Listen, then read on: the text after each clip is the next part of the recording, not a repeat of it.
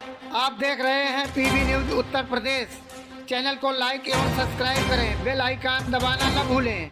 देखिए, श्रीमद् भगवत गीता एक बात कहती है कि ये यथा माम प्रबदन्ते तांस तथैव भजाम्यहम्। यानी श्रीमद् भगवत गीता में भगवान कहते हैं कि जो मुझे जिस दृष्टि से देखता है, जिस रूप में भजता है, मैं उसको उसी रूप में दिखाई देता हूँ। जिसने जिस रूप में प्रयागराज को देखा, महाकुंभ को जिस रूप में देखा, उसको वही दर्शन वहां हुए भी, और हर तबके के व्यक्ति को उसके अनुरूप वहां सामग्री भी मिले। आप देखें, दुनिया के अंदर आप में से बहुत सारे लोग ऐसे होंगे जिन्होंने दुनिया के तमाम न्यूज़पेपर को भी देखा होगा, और उन आयोजनों में आप भागीदार भी बने होंगे जिसके बारे में उनकी नेगेटिविटी और उनके द्वारा जो तमाम प्रकार की गलत टिप्पणियां की जाती थी, उनमें अगर आप देखेंगे बहुत सारे ऐसे थे जिन्होंने इस पूरे आयोजन के बारे में जो टिप्पणी की है। द वॉल स्ट्रीट जर्नल जो यूएस की है, उसने कहा है कि यह एक ऐसा आयोजन था जहां अमेरिका की कुल आबादी से ज़्यादा लोग जुटे। यानी यूएस की जो कुल पॉपुलेशन है उसकी लगभग दोगुनी आबादी इस आयोजन का हिस्सा बनी थी। बीबीसी ने कहा कि महाकुंभ मानवता का सबसे बड़ा समागम था।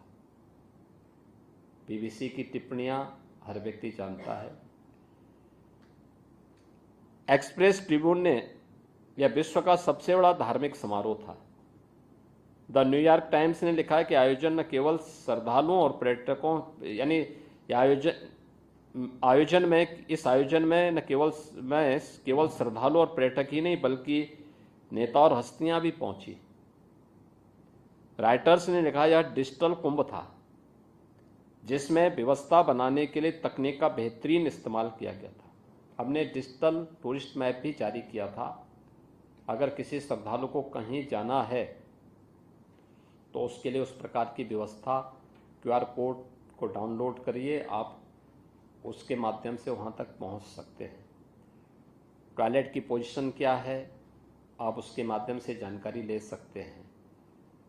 हम लोगों ने इसके अलावा वहाँ पे सुरक्षा के लिए भी इसका बेहतरीन इस्तेमाल किया था। 2700 कैमरे थे जो 360 डिग्री तक जिनका इस्तेमाल किया जा सकता था, और integrated command and control centre से हम लोगों ने एक एक की मॉनिटरिंग की थी। ट्रैफिक मैनेजमेंट का हो या फिर सिक्योरिटी का हो। हम लोगों ने एंटी ड्रोन सिस्टम के साथ पूरे कुंभ क्षेत्र को कवर करके रखा था। कोई भी ड्रोन बिना परमिशन के वहां उड़ नहीं सकता था, और इसके लिए पहली बार किसी आयोजन में एंटी ड्रोन सिस्टम का इस्तेमाल किया गया था। द गार्डियन ने लिखा है कि यह पर्वों का पर्व था, लोगों की उमंग और उत्साह चरम पर रहा। सीएनएन ने लिखा कि दुनिया के सबसे बड़े धार्मिक समागम में 60 करोड़ से ज़्यादा लोग शामिल हुए। यह आस्था की अभिव्यक्ति की शानदार नज़ारा है।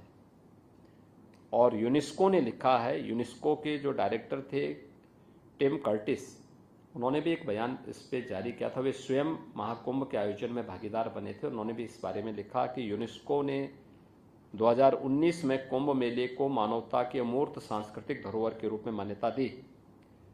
इससे पहले 2023 से इसके सामाजिक, आर्थिक और पर्यावरणीय प्रभावों की निगरानी की जा रही थी।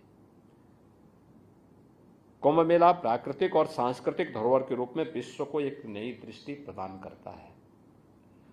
यह भारत के प्रति एक दृष्टि देता है। आयोजन उत्तर, दक्षिण, पूरब, पश्चिम, जिसके बारे में आदरणीय प्रधानमंत्री जी बार बार कहते हैं कि एक भारत श्रेष्ठ भारत, उसकी अभिव्यक्ति का भी एक बहुत बड़ा माध्यम बना है।